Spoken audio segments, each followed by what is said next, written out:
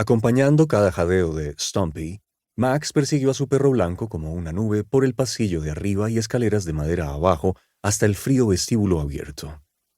Max y Stumpy lo hacían a menudo, eso de corretear y pelearse por la casa, aunque la madre y la hermana de Max, las otras dos residentes del hogar, no apreciaban el volumen y violencia del juego. El padre de Max vivía en la ciudad y telefoneaba los miércoles y los domingos, pero no siempre. Max arremetió contra Stumpy, erró la embestida, salió disparado hacia la puerta delantera y volcó la canasta tirador.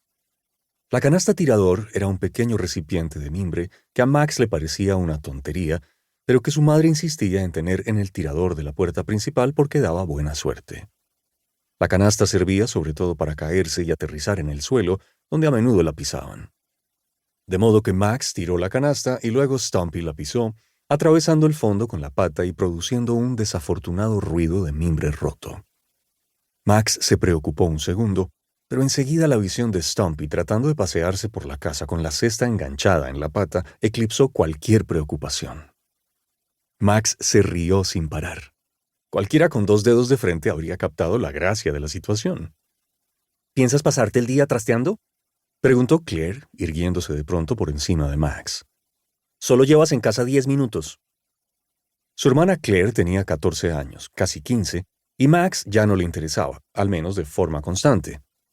Ahora Claire iba al instituto y ya no le atraían las cosas que antes les gustaba hacer juntos, incluido el lobo y el amo, un juego que Max seguía considerando digno. Claire había adoptado un tono de descontento y enojo perpetuo hacia todo lo que hacía Max y hacia casi todas las cosas que existían en el mundo. Max no contestó a la pregunta de Claire. Cualquier respuesta le daría problemas. Si respondía no, implicaría que había estado trasteando. Y si decía sí, significaría no solo que había sido un trasto y así lo admitía, sino que tenía intención de seguir siéndolo. «Será mejor que te esfumes», le aconsejó Claire, repitiendo una de las expresiones favoritas de su padre. «Tengo visitas». Si Claire hubiera pensado con claridad, habría deducido que pedirle a Max que se esfumara solo serviría para motivarlo a destacar más y que contarle que esperaba visitas le animaría a quedarse. «¿Va a venir Meika?», preguntó el niño. Meika era su favorita entre las amigas de Claire. El resto eran imbéciles. Meika le prestaba atención. De hecho, hablaba con él. Le hacía preguntas. Una vez incluso había entrado en su cuarto a jugar al Lego y a mirar el disfraz de lobo que guardaba en la puerta del ropero. Meika no había olvidado lo que era divertirse. «No es asunto tuyo», contestó Claire. «Tú, déjanos en paz, ¿vale?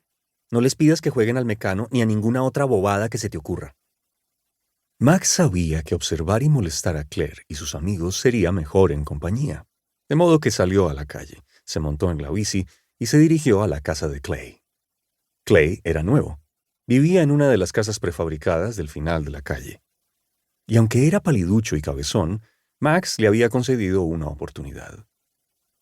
Max condujo por la acera serpenteando, con la cabeza repleta de ideas sobre lo que Clay y él podrían hacer con los amigos de Claire o, si no les dejaban, las cosas que podrían hacerles. Era diciembre, y la nieve, un polvo seco hacía tan solo unos días, empezaba a fundirse dejando rastros fangosos en las carreteras y las aceras y clapas en los jardines. Algo estaba pasando en el vecindario de Max.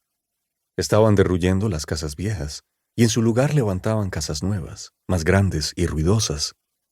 En su manzana había 14 casas, y en los 2 últimos años, 6 de ellas, todas de una sola planta, y tirando a pequeñas, habían sido arrasadas. En todos los casos había ocurrido lo mismo. Los propietarios se habían marchado o habían muerto de viejos, y los nuevos dueños habían decidido que les gustaba la ubicación, pero querían una casa mayor en el lugar de la anterior. Ello trajo al barrio el ruido constante de las obras y, afortunadamente para Max, la provisión casi infinita de materiales de desecho: clavos, maderas, cables y baldosas. Con todos ellos se había dedicado a armar una especie de casa propia en un árbol, en el bosque junto al lago.